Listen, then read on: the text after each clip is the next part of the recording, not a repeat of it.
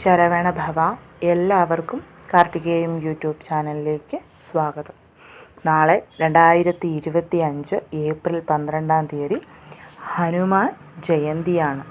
ശ്രീരാമനവമി ദിവസം നിങ്ങളോട് ഞാൻ പറഞ്ഞിരുന്നു, അന്ന് മുതൽ 7 ദിവസം ഹനുമാൻ ചാലിസ ഒന്നെങ്കിൽ ഒരു തവണയോ അല്ലെങ്കിൽ 7 തവണയോ ആയിട്ട് ജപിക്കാൻ വേണ്ടി ഒരുപാട് പേരത് ചൊല്ലുന്നുണ്ടെന്ന് പറഞ്ഞ് മെസ്സേജ് അയച്ചിരുന്നു.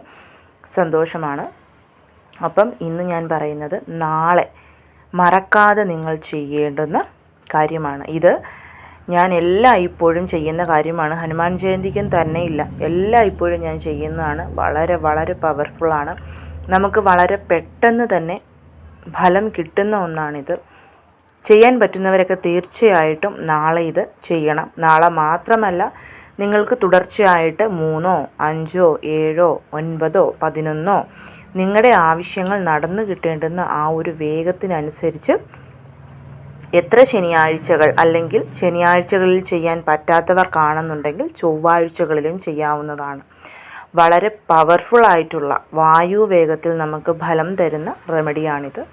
അപ്പം ആ റെമഡി എന്താണെന്ന് നോക്കാം. അതിനു മുൻപ് ആദ്യമായിട്ടാണ് നിങ്ങൾ ഈ ചാനൽ കാണുന്നതെന്നുണ്ടെങ്കിൽ ചാനലൊന്ന് സബ്സ്ക്രൈബ് ചെയ്യുവാനും വീഡിയോ കണ്ട് ഇഷ്ടപ്പെട്ടാൽ ലൈക്ക് ചെയ്യുവാനും ഷെയർ ചെയ്യുവാനും മറക്കരുത്. ഭക്തിയുടെയും വിശ്വാസത്തിൻ്റെയും സ്നേഹത്തിൻ്റെയും ഒക്കെ ഒരു പ്രതീകമാണ് ഹനുമാൻ സ്വാമി എന്ന് പറയുന്നത്. എവിടെ രാമനാമം മുഴങ്ങുന്നുവോ അവിടെ ഹനുമാൻ സ്വാമി ഉണ്ടെന്നാണ് പറയുന്നത്. അതായത് ഹനുമാൻ സ്വാമിക്ക് ശ്രീരാമസ്വാമിയോടുള്ള ആ ഒരു അഗാധമായ ഭക്തിയും വിശ്വാസവും വളരെ വളരെ പ്രസിദ്ധിയുള്ള ഒന്നാണ്. അഞ്ജനയ്ക്കും കേസരിക്കും ശ്രീ പരമേശ്വരൻ സമ്മാനിച്ച പുത്രനാണ് ഹനുമാൻ സ്വാമി.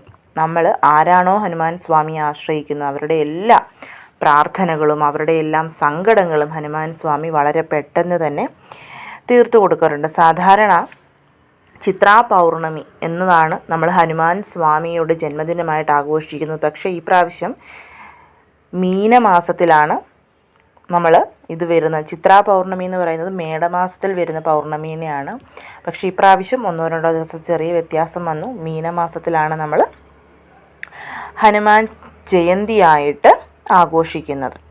അപ്പം ഈ ദിവസം നിങ്ങൾക്ക് എന്ത് വേണമെങ്കിലും ചെയ്യാവുന്നതാണ്. ഞങ്ങളുടെ ഇവിടെ 108 തവണ ഹനുമാൻ ചാലിസ ചൊല്ലുന്ന അത് ഇവിടെയുള്ളവർക്ക് അതൊക്കെ ശീലമായതുകൊണ്ട് ഇവിടെ അതുണ്ട്. എല്ലാ മാസവും വരുന്ന എല്ലാ ശനിയാഴ്ചകളിലും നമ്മുടെയൊക്കെ നാട്ടിൽ അമ്പലങ്ങളിൽ കൂട്ടുപ്രാർത്ഥന നടത്തുന്നത് പോലെ ഹനുമാൻ സ്വാമിയുടെ ടെമ്പിളിലുണ്ട്.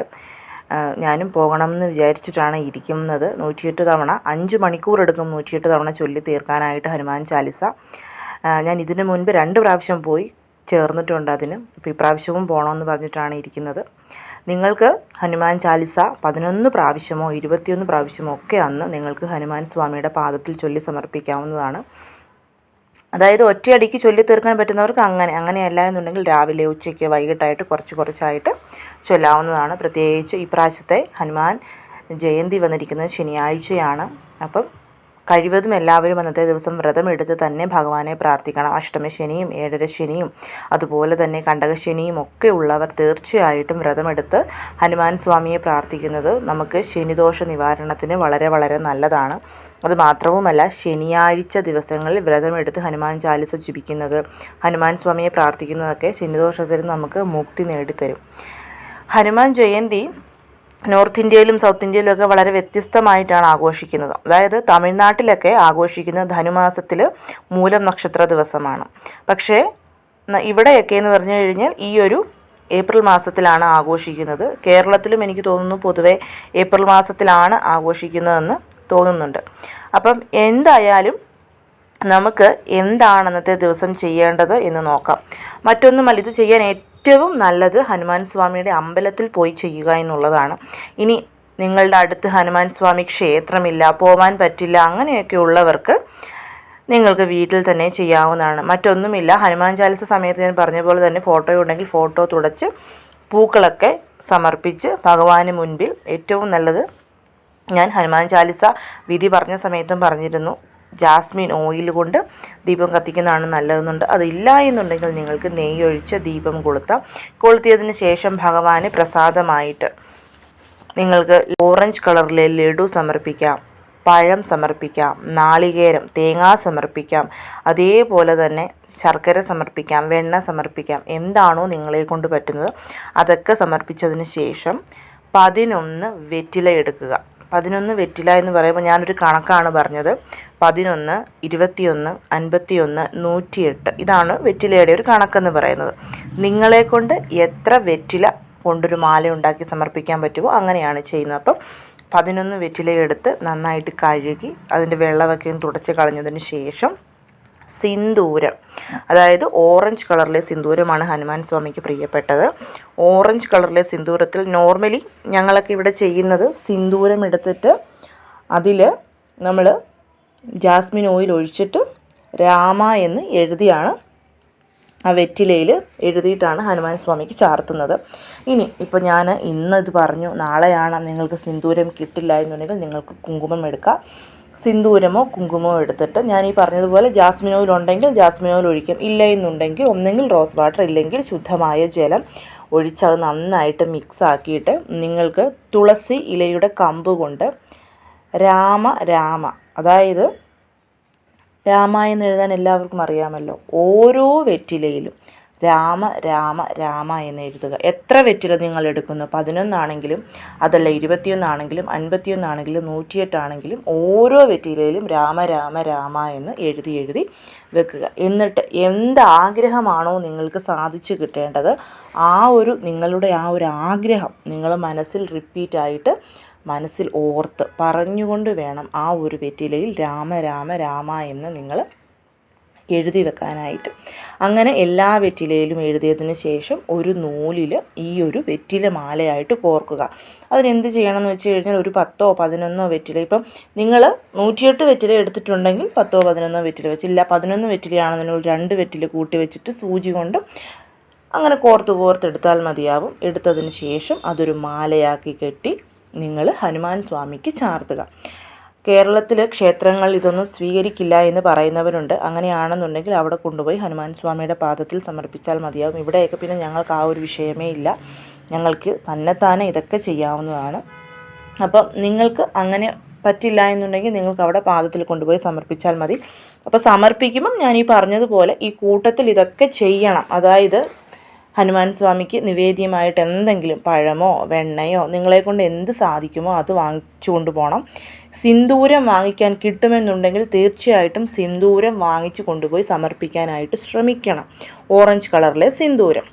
ഇനിയിപ്പോൾ കിട്ടുന്നില്ല എന്നുണ്ടെങ്കിൽ വിട്ട് കളഞ്ഞേക്കുക, പോട്ടെ. ഇല്ല എന്നുണ്ടെങ്കിൽ കിട്ടുമെന്നുണ്ടെങ്കിൽ തീർച്ചയായിട്ടും നാളെ ഇതെല്ലാം കൊണ്ടുവേണം അമ്പലത്തിൽ പോകാൻ. വെറ്റിലമാല നിങ്ങൾക്ക് അമ്പലത്തിൽ പോയിരുന്ന് എഴുതി കോർക്കാൻ പറ്റുമെന്നുണ്ടെങ്കിൽ തീർച്ചയായിട്ടും അങ്ങനെ ചെയ്യാം. ഇല്ലെന്നുണ്ടെങ്കിൽ വീട്ടിൽ ഇരുന്ന് തന്നെ വെറ്റിലമാല കോർത്ത് ഞാൻ ഈ പറഞ്ഞതുപോലെ എന്തെങ്കിലും ഒരു നിവേദ്യവും അതേപോലെ തന്നെ സിന്ദൂരവും ഭഗവാന് അമ്പലത്തിൽ കൊണ്ടുപോയി സമർപ്പിക്കാം. ഇത് സമർപ്പിച്ചിട്ട് വീട്ടിലാണെങ്കിലും അമ്പലത്തിലാണെങ്കിലും സ്വസ്ഥമായ ഒരിടത്തിരുന്ന് ആദ്യം 108 തവണ രാമ രാമ രാമ എന്ന് ജപിക്കണം. അതിനുശേഷം അവരവരുടെ ഇഷ്ടം പോലെ ഒന്നെങ്കിൽ ഒരു തവണ ഇല്ലെങ്കിൽ 11 21 തവണ ഹനുമാൻ ചാലിസ കൂടെ ജപിച്ച് വീണ്ടും ഒരു തവണ കൂടെ രാമനാമം ജപിച്ച് നിങ്ങളുടെ പ്രാർത്ഥനകൾ അതെന്ത് തന്നെയായാലും ഭഗവാന്റെ പാദത്തിൽ സമർപ്പിച്ചതിന് ശേഷം നിങ്ങൾക്ക് വീട്ടിലോട്ട് തിരിച്ചു പോകാവുന്നതാണ്. ഇനി വെറ്റില കിട്ടാത്തവരാണ് ഞങ്ങൾ, അങ്ങനെയുള്ള ഒരുപാട് പേരുണ്ടെങ്കിൽ അവർക്ക് 2 ഓപ്ഷനുണ്ട്.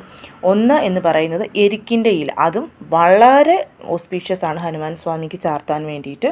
അപ്പം നിങ്ങൾക്ക് എരിക്കിൻ്റെ ഇല എടുക്കാം. ഇനി ഇത് രണ്ടും അവൈലബിലിറ്റി ഇല്ലാത്തവർക്ക് ഗ്രാമ്പൂവും ഇതേ ഫലം തന്നെ നമുക്ക് തരുന്നതാണ്. അതേപോലെ ആലിൻ്റെ ഇലയും ഇവിടെയൊക്കെ ഇതും ചെയ്യാറുണ്ട്. അതായത് ഞാൻ ചിലപ്പോൾ ചെയ്യുന്ന ചൊവ്വാഴ്ച ദിവസങ്ങളിൽ 11 ആലിലയിൽ രാമരാമ എന്ന് എഴുതി ചാർത്തി ശനിയാഴ്ചകളിൽ വെറ്റിലയിൽ എഴുതി ചാർത്താറുണ്ട്. അപ്പം നിങ്ങൾക്ക് എന്ത് കിട്ടുമോ, ഞാൻ ഇത്രയും പറഞ്ഞിട്ടുണ്ട്, വെറ്റില, എരിക്കിൻ്റെ ഇല, ആലിൻ്റെ ഇല, അതേപോലെ തന്നെ ഗ്രാമ്പു എടുക്കുമ്പോഴും 11 21 51 108 കണക്കിൽ.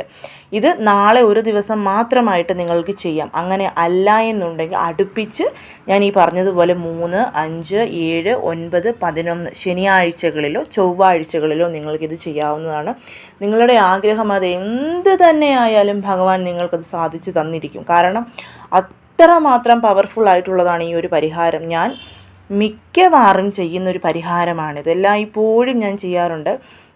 ഇവിടെ നോർമലി അമ്പലത്തിൽ ചെല്ലുമ്പോൾ ഇതൊക്കെ നമുക്ക് മേടിക്കാൻ കിട്ടും. പക്ഷേ ആഗ്രഹം നമുക്കത് അത്രയും തീവ്രമായതുകൊണ്ടും അത് സാധിച്ച് കിട്ടണം എന്നതുകൊണ്ടും ഞാനത് എപ്പോഴും എൻ്റെ കൈകൊണ്ട് തന്നെ ചെയ്താണ് കൊടുക്കാറുള്ളത്.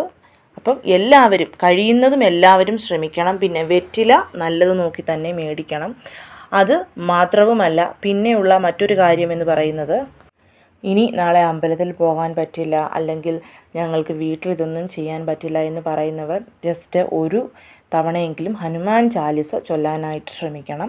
പിന്നെ അതുപോലെ തന്നെ ചെയ്യാൻ പറ്റുന്ന മറ്റൊരു കാര്യമെന്ന് പറയുന്നത് രാമനാമം എഴുതുക എന്നുള്ളതാണ്. ഒരുപാട് പേര് ശ്രീരാമജയം എഴുതുന്നുണ്ടായിരിക്കും. ഞാൻ പറഞ്ഞു, ഞങ്ങളൊക്കെ ഇവിടെ രാമ എന്നുള്ളതാണ് എഴുതുന്നത്. ശ്രീരാമജയം എഴുതിയാലും രാമ എന്ന് എഴുതിയാലും രണ്ടിനും ഒരേ ഫലം തന്നെയാണ്. നാളെ നിങ്ങൾക്ക് വേണമെന്നുണ്ടെങ്കിൽ ഒരു 1008 തവണയോ 108 തവണയോ നിങ്ങൾക്കിത് എഴുതി ഭഗവാന് സമർപ്പിക്കാം. അങ്ങനെ അല്ല എന്നുണ്ടെങ്കിൽ, നിങ്ങൾക്ക് എന്തെങ്കിലും ഒരാഗ്രഹം സാധിച്ചു കിട്ടണം എന്നുണ്ടെന്നുണ്ടെങ്കിൽ തീർച്ചയായിട്ടും 21 ദിവസമോ 11 ദിവസമോ അടുപ്പിച്ച് 108 തവണ ഒരു ദിവസം വെച്ചിട്ട് നിങ്ങൾക്ക് രാമ എന്ന് എഴുതാവുന്നതാണ്. വായുവേഗത്തിൽ തന്നെ ഭഗവാൻ അങ്ങനെ എഴുതുന്നവരുടെ ആഗ്രഹങ്ങൾ തീർച്ചയായിട്ടും സാധിച്ചും തന്നിരിക്കും. അപ്പം എല്ലാവരും ഇതൊന്ന് ചെയ്തു നോക്കൂ. വളരെ പവർഫുള്ളായിട്ടുള്ള, വളരെയധികം നമുക്ക് നല്ല രീതിയിൽ പെട്ടെന്ന് തന്നെ ഫലം തരുന്ന ഈ ഒരു പരിഹാരമാണിത്. എല്ലാവരെയും മുരുകൻ അനുഗ്രഹിക്കട്ടെ. ഓം ശരവണഭവ.